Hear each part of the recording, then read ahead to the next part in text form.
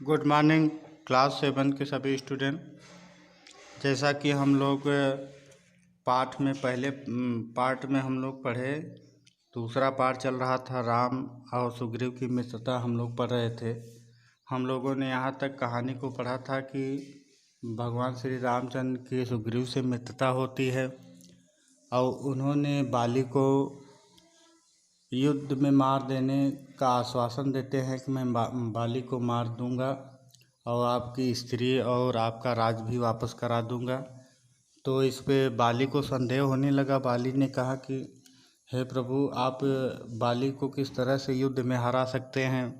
बाली यहाँ जो 7 ताड़ के वृक्ष दिखाई दे रहे हैं, बाली अपने बाहुबल की शक्ति से एक ही झटके में तोड़ गिराता है, सारे पत्तियों को गिरा देता है।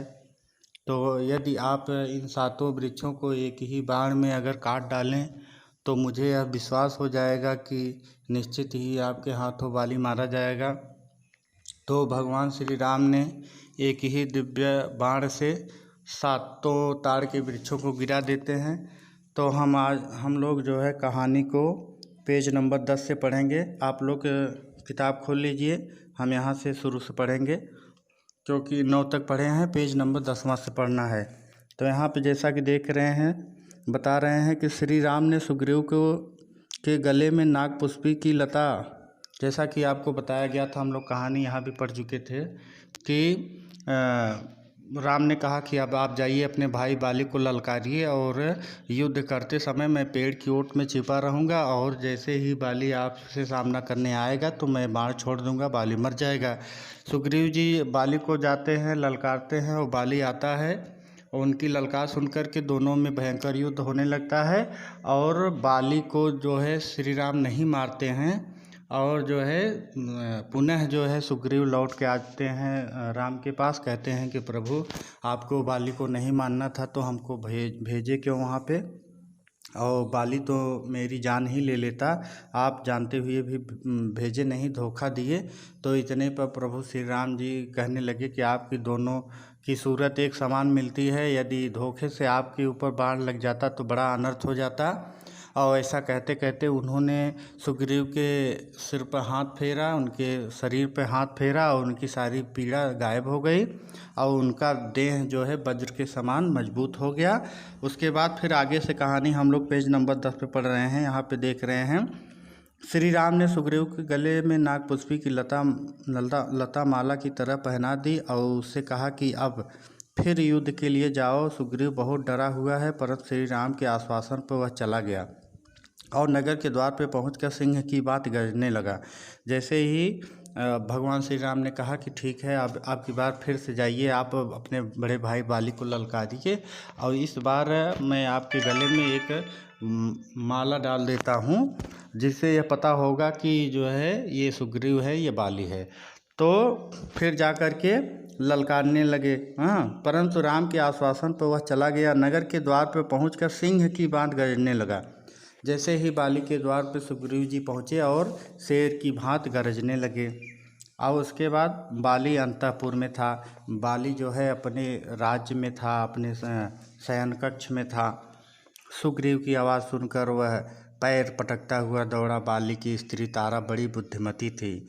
जो बाली की स्त्री थी तारा, जिसका नाम बताया गया, वह बहुत ही बुद्धिमान थी। उसने सोचा कि अभी अभी सुग्रीव हार कर भागा है, इतनी जल्दी फिर कैसे ललकार रहा है, जरूर कोई न कोई बलवान योद्धा उसके पीछे है।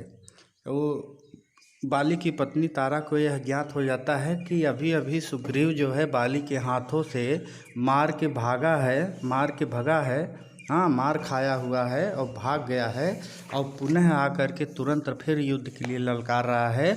निश्चित ही कोई इसके पीछे कोई बड़ी राज है, निश्चित ही कोई इसके पीछे जो है बहुत बड़ा योद्धा है। इसलिए उसने बाली को जाने से रोका और कहा, मैंने अंगद से सुना है कि अयोध्या के 2 वीर राजकुमार इधर आए हैं, कौन जाने सुग्रीव से उसकी मित्रता हो गई हो। तारा अपने पति को समझा रही है, बाली को समझा रही है कि मैंने अंगद से पता लगाया है कि जो है कोई 2 बलवान वीर आए हैं और राजकुमार इधर आए हैं, हो सकता है सुग्रीव की उससे मित्रता हो गई हो आप इस समय न जाए, फिर भी सुग्रीव आपका छोटा भाई ही तो है, उसे युवराज बनाकर अपना लीजिए। अपने पति से यह कहने लगती है कि आपका ये सुग्रीव जो है छोटा भाई ही है, आप उसको युवराज बना के अपना लीजिए। बाली ने तारा को डांट दिया और कहा, सुग्रीव भाई नहीं बैरी है, बैरी। बैरी की ललकार मैं नहीं सह सकता। श्री राम अकारण मुझे क्यों मारेंगे? इतना वचन मैं तुझे भी देता हूँ कि मैं सुग्रीव को जान से नहीं मारूंगा, बस उसका अहंकार चूर करके छोड़ दूंगा। बाली अपनी पत्नी को समझाने लगा। बाली ने झपट कर सुग्रीव को घूंसा मारा, उसके मुंह से रक्त निकलने लगा। जैसे ही बाली ने झपट के एक घूंसा मारा तो सुग्रीव के मुंह से रक्त निकलने लगा, खून की धारा निकलने लगी। चपेटों की आवाज़ तड़ातड़ होने लगी। धीरे धीरे सुग्रीव का बल क्षीण होने लगा। सुग्रीव को व्याकुल देखकर श्री राम ने एक कठोर बाण बाली को लक्ष्य बनाकर छोड़ दिया। बाली का सीना फट गया, वह भूमि पर गिर पड़ा। बाली को गिरते ही सुग्रीव के सभी साथी प्रकट हो गए।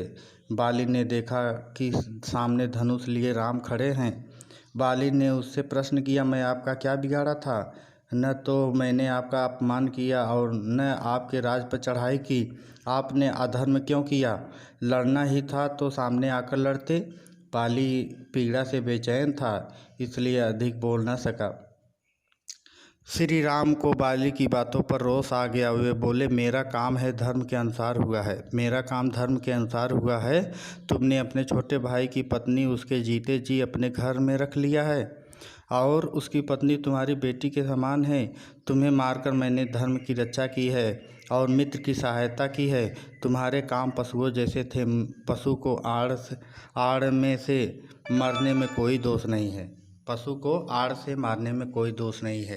कहने का मतलब, जैसे ही सुग्रीव को चोट लगी और वह सोच रहा था, व्याकुल हो रहा है सुग्रीव, उधर श्री राम ने तुरंत बाण छोड़ दिया और बाण जो है बाली के सीने में लगा और बाली तुरंत धड़ाम से वही धरती पे गिर गया। और श्री राम को देखा तो कहने लगा कि आप राजकुमार हैं, न तो आपसे कोई हमारी शत्रुता है, ये हमारी दो भाइयों की लड़ाई है।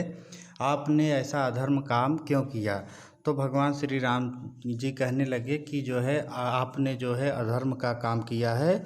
बाली की पत्नी आपके बेटी के समान है, आपने उसको हर लिया है, आप अपने पास रखे हैं और उसको नहीं दे रहे हैं और उसका राज भी छीन लिए हैं। यह जो है अधर्म है, इसलिए धर्म की रक्षा करना मेरा कर्तव्य है, इसीलिए आपको मैंने मारा है। आगे जो है पेज नंबर 11 पे पढ़ेंगे हम लोग। पेज नंबर 11 जैसा कि दिया गया है, अब यहाँ से पढ़ना शुरू करेंगे हम लोग। तो अगले पार्ट में वीडियो बना के भेजेंगे, आप लोग पढ़ लीजिएगा। Okay, thanks.